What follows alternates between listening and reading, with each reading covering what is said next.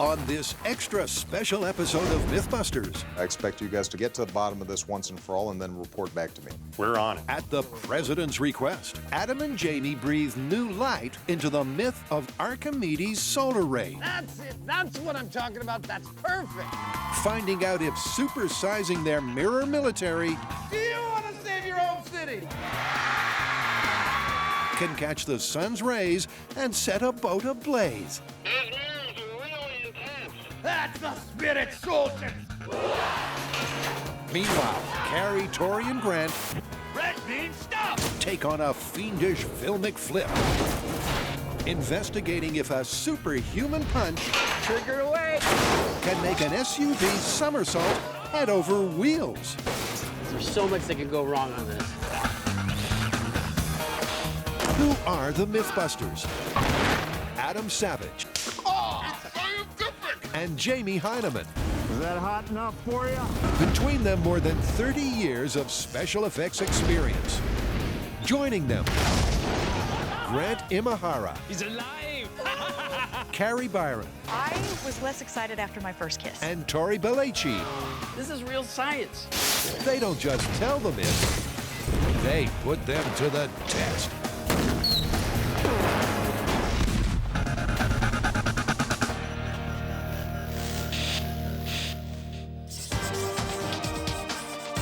First up, the Mythbusters have a viewer request straight from the top. You know, some viewers may be watching us and thinking, the boys are standing on a very accurate set of the White House library. But they'd be wrong. Indeed, they would be, because this is not a set. This is the real deal, because on today's special episode of Mythbusters, the myth we're busting comes courtesy of a very special guest. In fact, here he is. Hey, guys. How are you? Very good. Good to see you. Welcome to the White House. Thank you, Mr. President. It is a thrill to have you here. So what can we do for you? Well, I am a big fan of Mythbusters. Really? I am, and so are the girls. Partly because we are just fascinated by science. You guys make it fun and exciting and interesting, and occasionally you blow things up, which is always cool.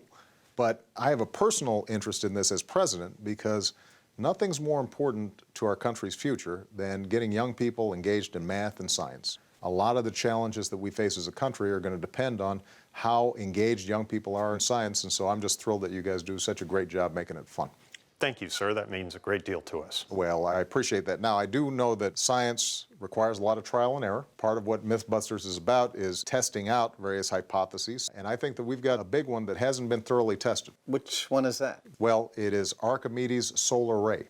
Well, that is a classic. It is a classic, and so I'm hoping that we can take one more crack at it. Okay.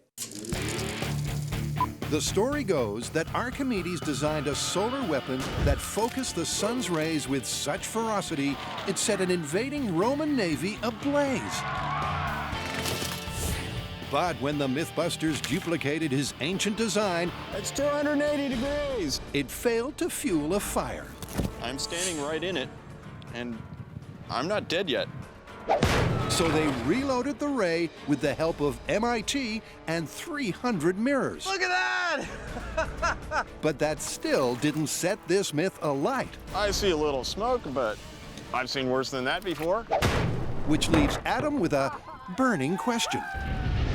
If you don't mind me saying so, sir, what do you think we actually got wrong on this? Well, there's one thing you didn't do.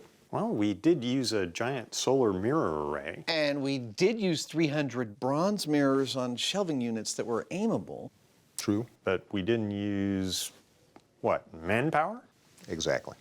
And the Greeks had plenty of access to manpower, so if we could get a whole bunch of people, like 500 people, each with their own mirror, we might just be able to test this. So how do you want us to do that? Well, I'm going to leave that up to you guys. You're the experts. I'm going to stay here in Washington. I've got a little bit of business to attend to, but I expect you guys to go back to San Francisco, figure this out, get to the bottom of this once and for all, and then report back to me.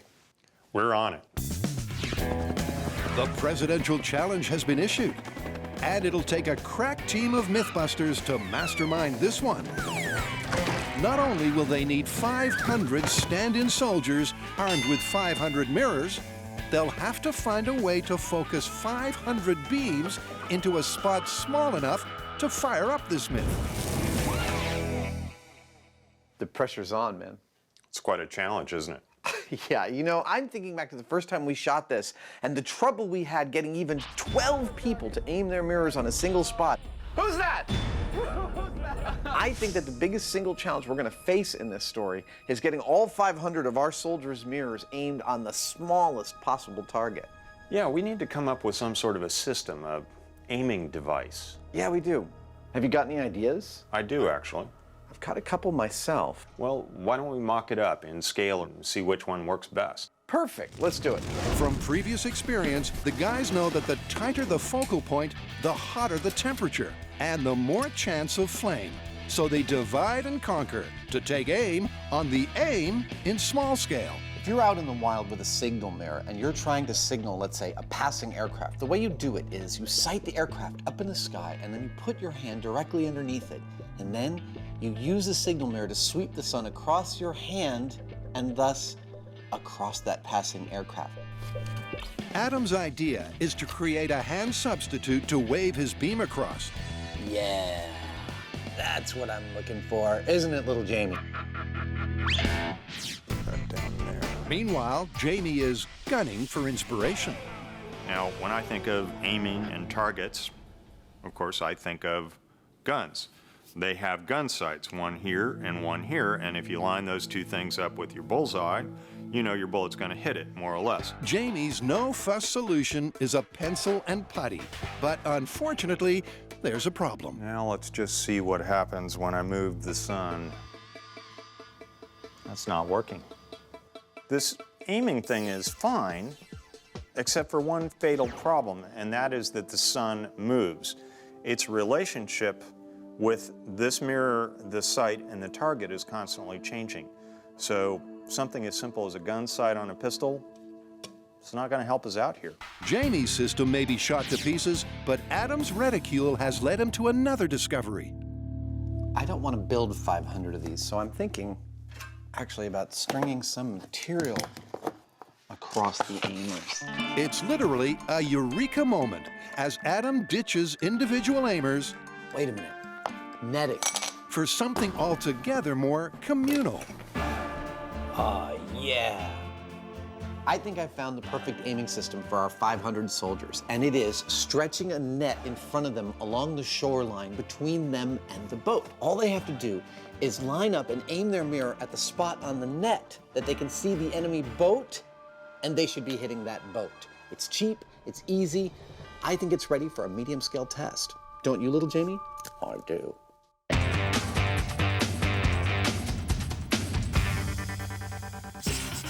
Next, Carrie, Grant, and Tori take on a fiendish flip. So while Adam and Jamie are doing a myth about an ancient warrior, we're going to do one about a modern one. How so? Well, we're doing a myth from Hellboy, which combines two of my favorite things. Robots and math? Legos and Spice Girls? No, crashes and physics. I know the scene you're talking about. This is when Hellboy is walking across the road, a car is coming straight at him, and to stop the car, he punches the hood, causing the car to flip over his head. Exactly. His punch transfers the forward linear momentum of the car into circular motion. It's all so easy for Hellboy. Red beam, stop! One hammer blow to the hood, and the SUV somersaults head over wheels. But are the physics of this flip true, or is it just Hollywood hype? Okay, there's two problems that we need to solve straight up. First of all, how do we measure the impact of a punch of a mythical creature? And secondly, how do we punch a car without running over what's punching it? Well, one way to get around the second problem is we could just drop a weight from a crane. I mean, I could build some kind of giant steel fist. When the car's underneath it, we'll release it, and it'll hit the front end, bam. And the first problem? Well, essentially what we're doing here is creating a pivot at the front end. So if we start out by finding out how much weight it takes to make that touch the ground, I bet we could calculate the rest. Sounds like a good place to start. So to replicate the diabolical powers of this punch, they'll need a crane to lift a giant steel fist of fury. Then they'll drop it 20 feet onto an oncoming SUV, ground the nose, and possibly flip it just like Hellboy. But that's one heck of a punch. So first they need to know just how hefty the fist they drop needs to be. This looks like the place. Yeah, man. Cranes, cranes, cranes. So in order to flip a vehicle, you need to do two things. One, stop the forward movement, and two, drive the front end into the ground, forming a pivot point to flip over. So that's why we're here at Doc Bailey's Crane Yard. We're gonna find out how much mass it takes to ground the front end of this vehicle. So the way that we're gonna do that is drop heavier and heavier weights on the front end of our vehicle until the nose is actually touching the ground. Once we have that, we'll know exactly how much force our fist needs to punch with. And they're starting with 1,200 pounds. Okay, so the whole goal here is to get this edge down into the ground. Now, the standard ground clearance on this vehicle is 18 inches. We have gotten it to about 12. So we need to move on to something larger. Oh, great. Look what it did to the hood. That's why we can never have anything nice. That wasn't that nice to begin with. That's true. Next up, they lower 3,000 pounds. Okay. All right, run. This is almost the exact weight of the vehicle itself. I got 9 inches. But we're still not smashed into the ground. To get the nose to the ground, they ramp up the weight to a mighty 5,000 pounds. This is definitely gonna scratch the paint. Run! At more than the weight of the car, unsurprisingly, 5,000 pounds does more than just scratch the paint.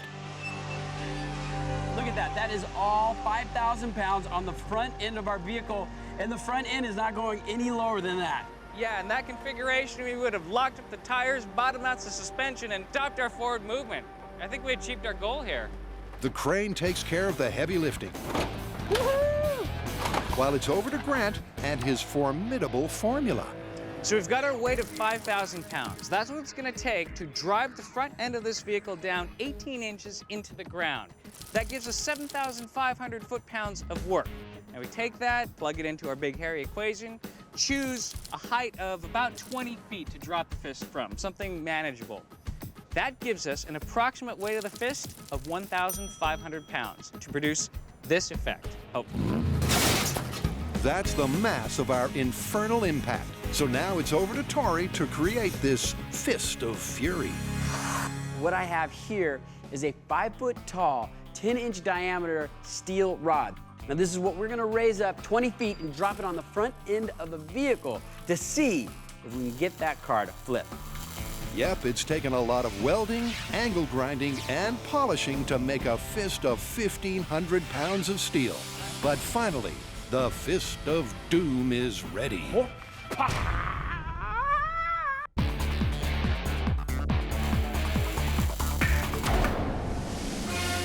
At the president's request. I think that we've got a big one that hasn't been thoroughly tested. Which one is that? It is Archimedes' solar ray. The Mythbusters are going back to the looking glass.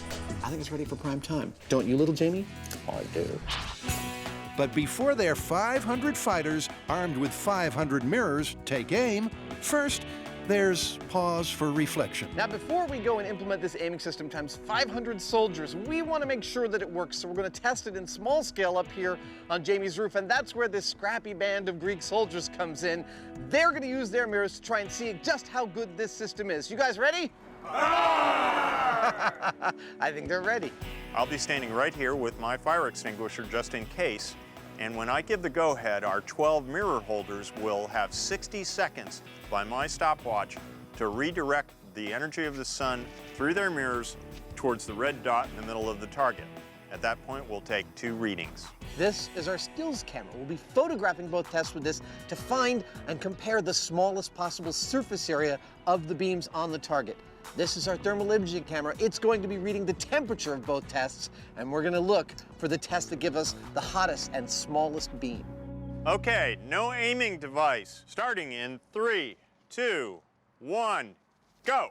The volunteers swing into action, attempting to focus on the target 100 feet away. And for this control, they'll be aiming without a net. Try and shake your beam. That's often a really good way to figure out where it is. 30 seconds. Come on, what are you guys doing? Light my fire, come on. But with 12 beams all vying for the same target, it's hard to tell who's hitting the spot. You guys are still moving around. Come on, zone it in, dial it in. And after 60 seconds... And mirrors down. That wasn't very good at all. The 2 cameras get the shot. Here's what I see when I look at both the stills and the thermal imaging camera on test 1. I see in the stills camera a beam that's really diffuse, covering this whole area. On the thermal camera, I see the whole thing being warm. I want to see only this spot warm, not all of this. That's going to give me the chance of fire. So, will the addition of the netting help our reflective regiment? Cue test 2. All right, now it's time to find out if this net's going to help their aiming at all. Are you guys ready? Yeah! That's what I like to hear. In 3, 2, 1, go. Mirrors up. Now, each of you can see your mirror's beam on the net. You want to line up the spot you're making on the net with the heart of the soldier. 30 seconds. Now remember, the smaller the focus, That's it. That's what I'm talking about. Focus in like that. That's perfect. the more concentrated the beam and the more heat. I can feel that. The black is way too hot to touch. Once again, at the 60-second mark, the data is recorded. And you're done. Mirrors down. All right, now we've got 2 tests under our belt, and here's the comparison that I want you to see. First, the stills camera, test 1 and test 2. Check that out. Test 2, a lot more focused, but that is not the one I want to show you. Now for the real fire. Check out the thermal imaging camera, test 1 and test 2. Look at that. Look how tight that spot is in test 2. That's the kind of fire I'm talking about. That's telling me that this system works. Well, it looks to me like this stuff works. It did help their aim. It did. Let's start production on 500 mirrors.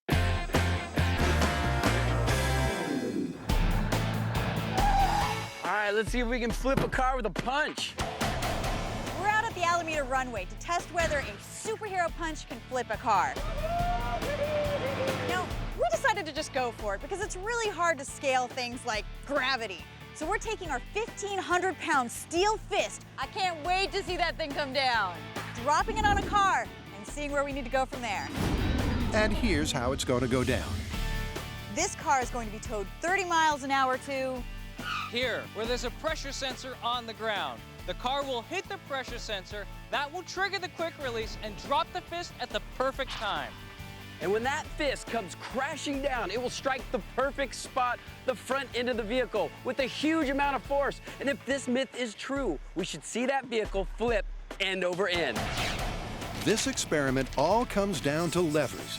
The impact on the edge of the hood should cause the car to pivot over the fulcrum of the front wheels.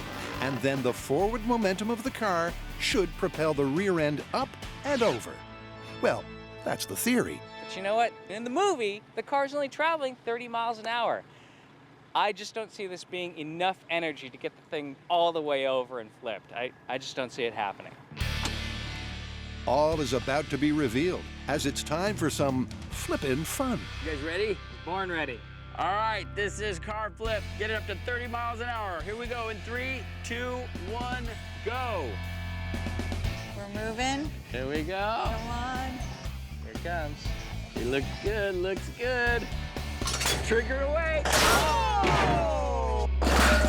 It just wouldn't be Mythbusters if it worked perfectly the first time.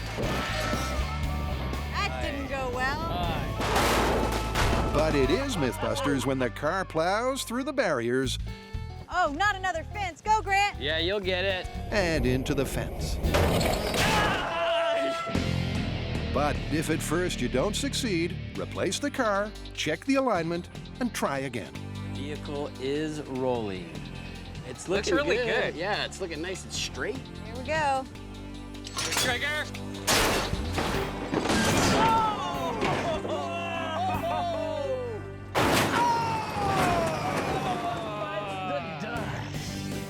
This time the car stayed on course, but the fist triggered too late. No! No! Oh! All right, put that fence on our tab. We hit it way in the back, which means we have to fix our timing and hopefully hit the front end of the vehicle. Mythbusters history has shown just how complex it is to hit a target from a height. And as Take 3 reveals, Trigger. that's true for a distance of only 20 feet.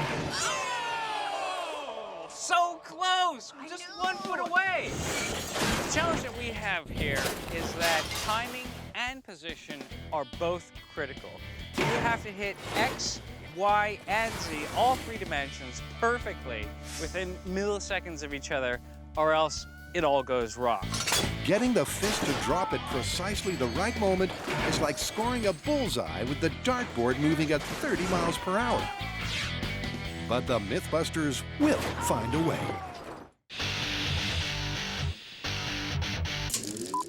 Red means stop! Is it a bird? Is it a plane?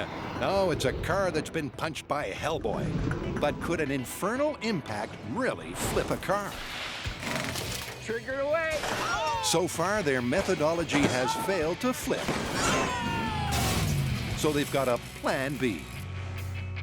We have 2 trench plates on either side of the runway. In between it is a cable. That is going to be our guide line. It's under tension, and that will hook in to the towing system. Now that's going to guide our vehicle into the crash zone where the fist is. The new towing rig should keep the SUV on track, while a rejigged car-catching system should protect the fences. That's it. That's pretty good. In other words, it's a setup that should work. But with this myth, the devil's in the details. 3, 2, 1, hit it. Here that we are in the channel. The car gets up to 30 miles per hour. Looks like it's going straight. And Look what that fist did to that car. rather than flipping the lid of the SUV, That is insane! they crushed it. But the guys are actually encouraged by this result.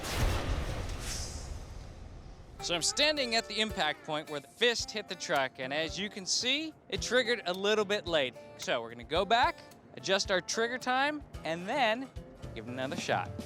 And with the trigger reset by just 1/10 of a second, it really is now or never. Talk about recycling here on the show, huh? Down to their last SUV, this is the final shot at a full-scale flip. Wires in the slot. It's Fist is going hanging. straight. Here comes the car into the fist. Trigger! Oh! Nice! How satisfying was that? Bullseye. The Fist of Fury finally hammers the hood. But despite hitting the sweet spot right above the bumper in front of the fulcrum, the car didn't even get rear wheel elevation, let alone a somersault. That is amazing. Yeah, it had enough force to ground the nose, but it wasn't enough to flip the car over. I'd actually like to see this in small scale and maybe see some other factors. Yeah, just to see if the physics are even possible to get a car to flip. Should be cheaper. It's probably gonna be easier too. Yeah, I think we're running out of cars. Soon enough, the Mythbusters will be making rays while the sun shines. They've worked out their aiming system. Now all they need is 500 mirrors, a boat, and a small army of scientists. And at the shop, those 500 mirrors have arrived. Ta-da! Along with 500 bronze mylar sheets. Ah, that's great. Look at me, I'm all hammered metal. Not only are the mirrors 3 times the size of their previous attempts, they're also double-sided, so that if the Archimedes-era bronze can't create a flame, hopefully the modern mirrors will. That's gonna be awesome.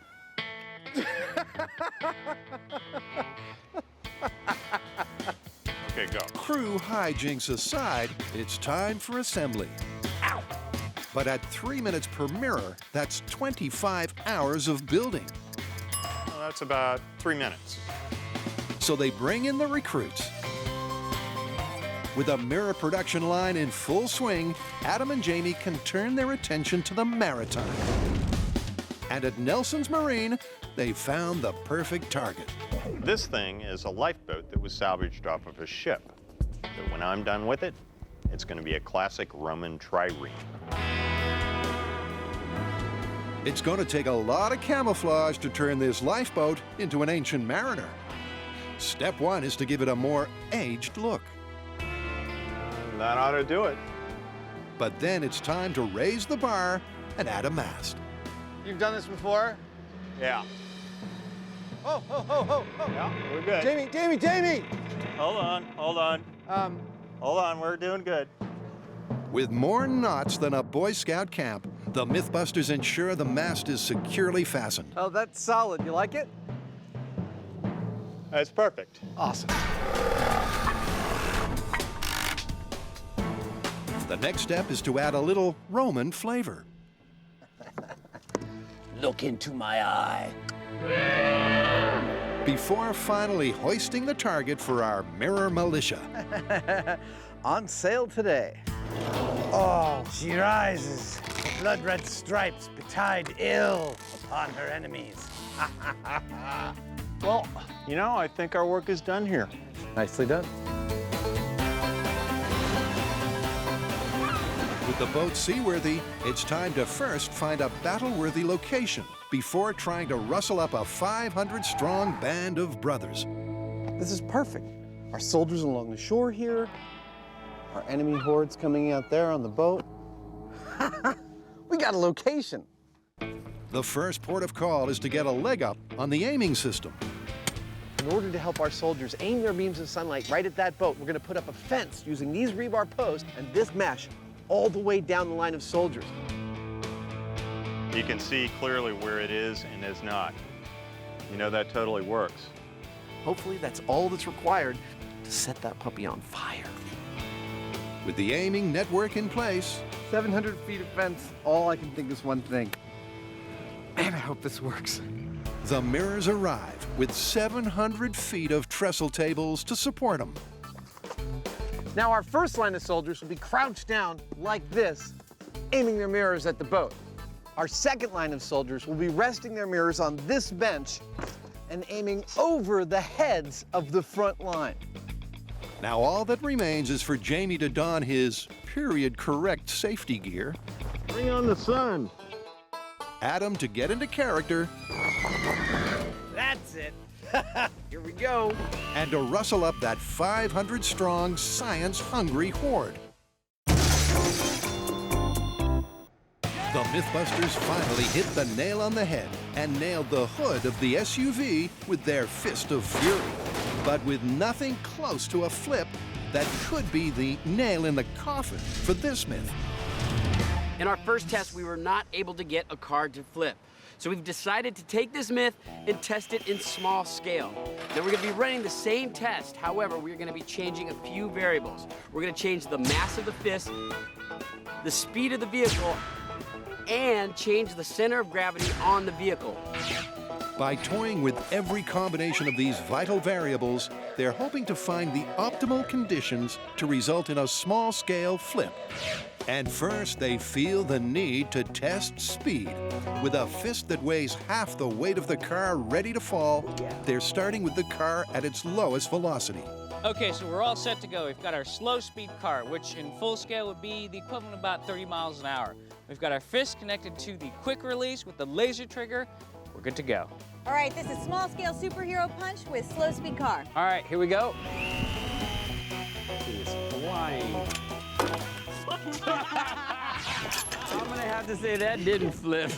The slow speed failed to even get the back wheels off the ground. So it's time to up the acceleration. More velocity equals more energy. But will that mean more tilt? Hopefully that extra momentum will cause the car to flip. Tori puts his finger to the trigger and they try maximum velocity. Oh. That was a direct hit. Yeah, we're still not getting the flip. I think we need to get some more energy punching down on the car. This time the back wheels did at least get off the ground, but only by 2 degrees. And they'll need 90 for a flip, so there's a long way to go yet. But will upping the ante on the impact make a difference? What do you got up there, Byron? I've got a little over 100% of the weight of the car just slamming down on the hood. So that's a whole nother car. Yeah, this should be good. All right. The fist may look small, but at 100% the weight of the car, it should pack a powerful punch. Oh, that was a direct hit. Yeah, I saw the body flex, but still no flip. More mass gets them a 4-degree elevation. But this myth is going nowhere fast, so they go for broke. Now, I thought that weight was kind of crazy, but I do have another weight. I could make this 3 times the weight of the car. Yeah, that sounds good. Totally. Going for full tilt, they're dropping 3 times the weight of the car. Oh. But instead of a tilt, the weight grinds the car to a halt. So for the next test, they try 200%. Okay, this might be the magic punch. Good shot. Whoa! No flip. That nets them the highest rear wheel elevation so far of 15 degrees. But they're 2 parameters down and still miles off a flip. Will tweaking the final variable cause a tumble? If the mass is down low and far away from the pivot point, it's harder to flip. If you move the mass up, away from the pivot point, suddenly it becomes easier to flip the car over. So we're gonna put some luggage on the top here and see if that helps us out. It's a tiny SUV camping holiday with 25% of the car's weight in luggage. All right, so this is it, the final parameters for our final test, and everything is in our favor. But I mean, so far after all these tests that we have done, I think this is asking a lot. In other words, it's now or never. And it's never. Raising the center of gravity did increase the tilt to 25 degrees, but that's nowhere near enough. Even with the combination of the optimal variables, they're no closer to a flip, which means this is busted. I'm pretty sure cars weren't meant to flip end over end over end. So even a big giant punch from a superhuman from hell, I don't think is gonna do it. So why is it that no combination of these variables seems to be making any difference with our results? Well, it all comes down to physics. See, we are applying our force too close to the fulcrum. Imagine that it's like a seesaw with a large weight on one side and you apply weight on the other side, but here's the kicker.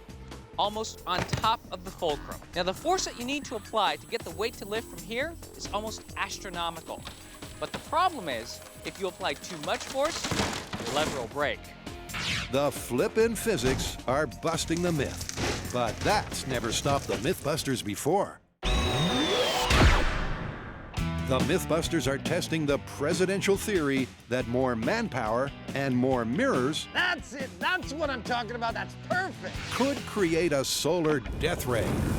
I expect you guys to figure this out, get to the bottom of this once and for all, and then report back to me. Well, as long as they can find the manpower. Now, you may be wondering, where are we going to find 500 Greek soldiers? Here's where. 500 middle and high school students have graciously agreed to be our Greek soldiers for science. It's on. It certainly is. So first up, the briefing on taking down the enemy.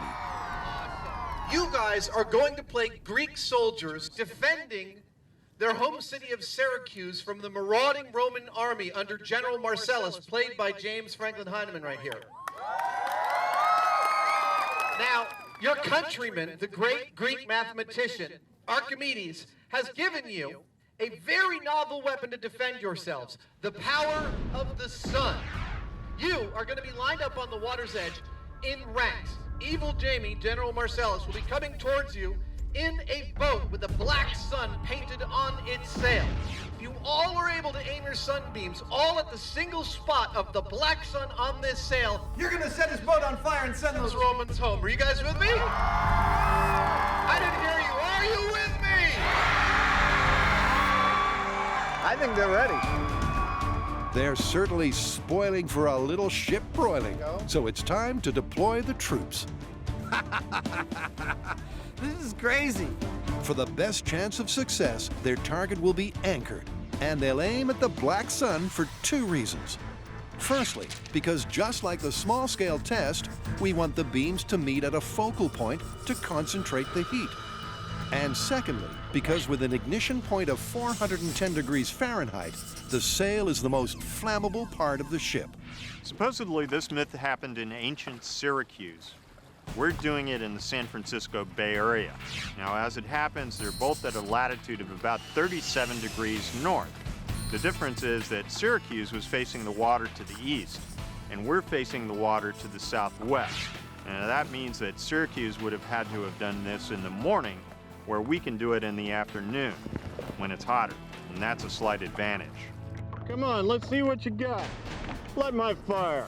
Looking good. Added to that, they've got double the number of mirrors at 3 times the size, which means 5 times the solar power of any previous attempt. I'm getting a sunburn.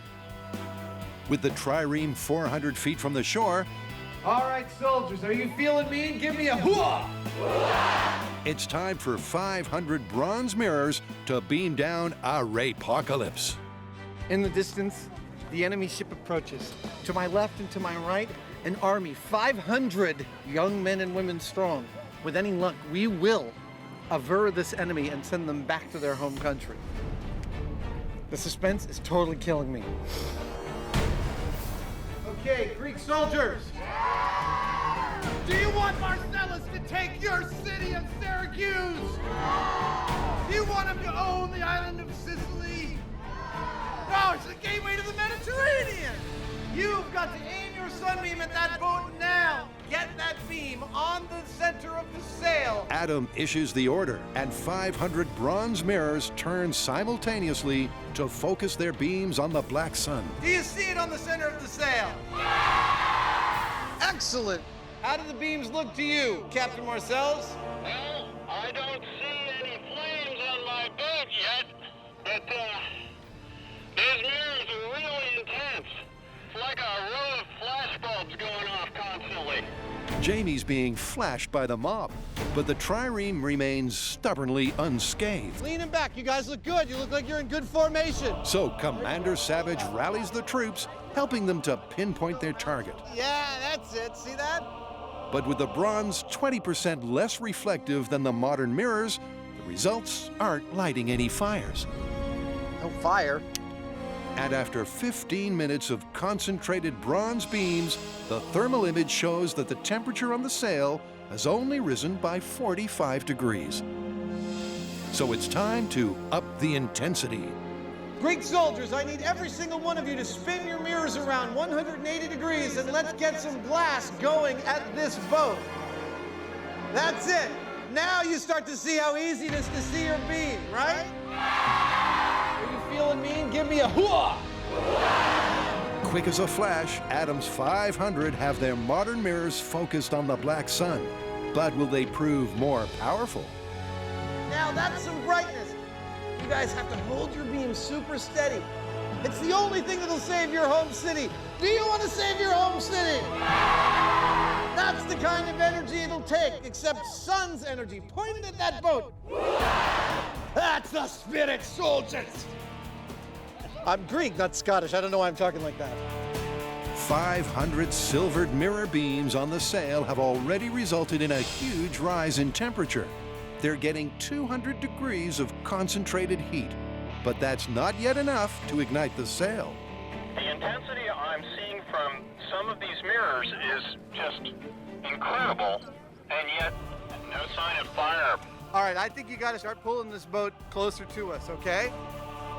As General Jamie advances on his enemy, Adam realizes his foe is now dangerously close. Right now, the enemy ship is about 250 feet away. At this distance, ancient archers would be close enough to start firing. Keep those mirrors focused. The closer he gets, the hotter he's gonna get. And we may just get some fire. That's it, good. So, Commander Savage takes one last chance to organize the troops. Flash, flash, flash, I want fire! And prevent a full-scale Hyneman invasion. These guys are doing great. We're not getting fire. Yeesh. Okay, so sad to say, but I think that we've busted the myth as it appears in the movie in small scale. Well, you guys know what that means. It's time to replicate the results. Now, normally at this point of the myth, we would replicate it like they did it in the movie, probably with like a nitrogen cannon and a piston to flip the car. But what if we just used the same physics, but changed the design of the car to see if we could get it to flip? That could be fun, but maybe we could do this in the small scale first, because you saw how many cars we destroyed just replicating the myth.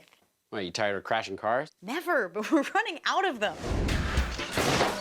Now, we know that this myth is down to levers, but replicating the movie and dropping the weight on the hood just isn't causing the car to flip. The force is applied too close to the fulcrum. But what if we create a lever? we increase the distance of the weight to the fulcrum. That way when we drop the weight, the vehicle should flip end over end. I mean, it should work like a charm. That's right, science fans. Instead of Hollywood fakery, Tori's devilish idea is to flip this car using physics. In 3, 2, 1. Oh! Grant, that looked like a flip to me.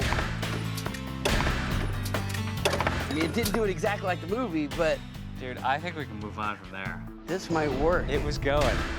The lever scored a tilt on the car of over 90 degrees, and it's clear that the physics are working. So after a small-scale proof, it's time to ramp this up and put a massive lever on the SUV's roof. Oh, yeah. Should be good. Now this thing is beefy. It's got to be strong because we're going to be dropping 5,000 pounds on the front end of it. If anything's going to make it flip, it's this design. But it's one thing to do it in small scale and another to do it in large scale. It's quite the engineering challenge, but with 1,100 pounds of steel welded into a giant lever, they're ready to put it to the test. The old add a huge lever to the front end of a vehicle and drop a giant weight on it to get the car to flip. If I've seen that trick once, I've seen it 1,000 times. The best case scenario here is that we hit the lever perfectly with our 5,000-pound weight, the car tips right at the tipping point, boom, crashes upside down. I think the worst case scenario here, none of us really want to imagine. If our timing's off, we might hit the weight, smash the car, and have to revisit. There's a lot riding on this car, and it's not just the weight of the lever. There's only one car, and they've only got one shot to get this right. For once, failure is not an option. And we have done everything to engineer it in our favor. I think if that weight hits the front end of this vehicle, we're gonna see this thing flip. I'm a little excited. I'm a little nervous. There's so much that can go wrong on this. I'm anxious. Let's do it. Okay, this is car somersault, lever car. All right, final experiment in 3, 2, 1, go. It's now or never as the lever car is towed towards its destiny, either to be crushed by 5,000 pounds or to be finally flipped by physics. Still in the channel. Looks like it's going straight. It does look like it's going Looks straight. like it's going straight. All right, this is it, this is it!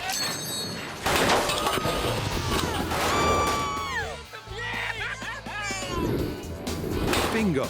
Everything went exactly to plan. The weight triggering at the right moment, dropping onto the very front of the lever and tilting the car. But it was still only a 45-degree dangle. And of course, there was no flip. Can you believe that? Oh my gosh, the stars had to align. Look, it dug into the ground here. And did you see how high the back end got? I mean, it almost went over. But the important thing here is that it didn't. So we tested this myth just like in the movie, yet we couldn't get the car to flip. Then we moved on to the ridiculous. We changed the design of the car, we increased the force of the punch. However, we still were not able to get the car to flip. I really wish it had, but it didn't. So this myth is busted. You know how the saying goes, give me a big enough lever and I can move the world. And that may be true, provided you have a few things. 1, your lever arm is strong enough. 2, your fulcrum holds up. And 3, you apply enough force. Now in our case, it's our fulcrum that failed because our wheels and suspension crushed, absorbing a lot of the energy. Let's try a bigger car. Let's try a bigger lever. Let's try a semi.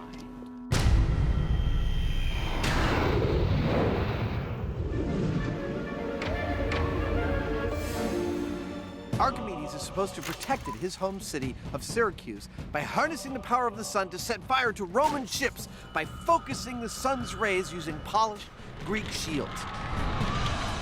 We tried it using 309 of these, assembled in a circular array, and we weren't able to get fire. I can't help noticing that it's not on fire. 300 mirrors, it should be on fire. Then some very clever guys from MIT told us that they had succeeded where we had failed, and we brought them out, and we put together 350 mirrors like this, and we focused these at a boat, and still we got no fire.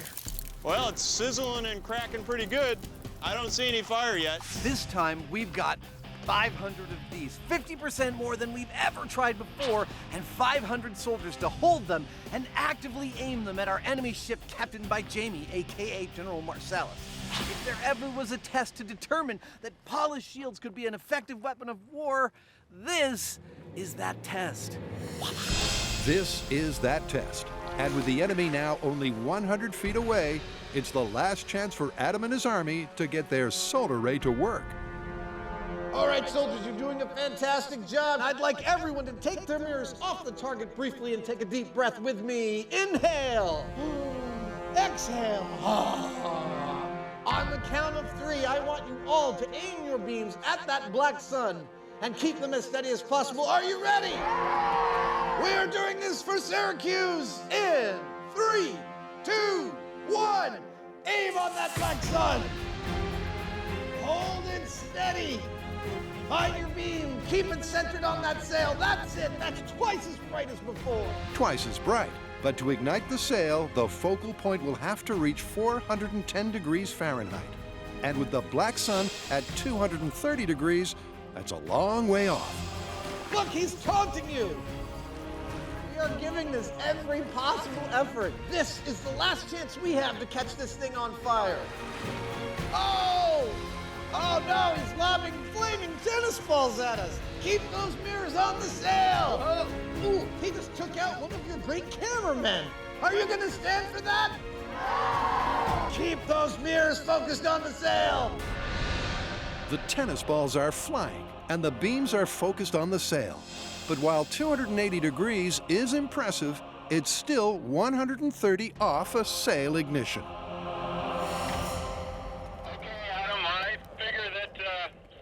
If this was a real war, you just lost, because I got a whole bunch of you guys, and you didn't get one of me. I think you're right. Why don't you gear down and come on in? I think we got to call this one.